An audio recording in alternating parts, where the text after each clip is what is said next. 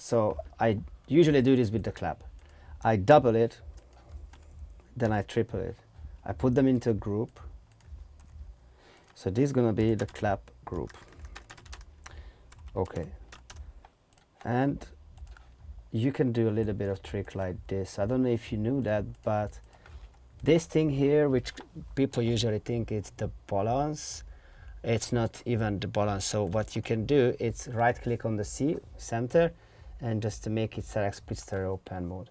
So what I usually do, I turn everything here, let's say the right, back on the right side. I leave this on the middle and I go to the third one and I'm gonna go the opposite, which is gonna be the left and left. I'm going to put, let's say 50 milliseconds. Let's see how it sounds. Way bigger, way bigger as a clap. So if you just see the difference, if you saw the difference before with the analyzer, now, because of the delay here, we can maybe go back a little bit with the time. I like this.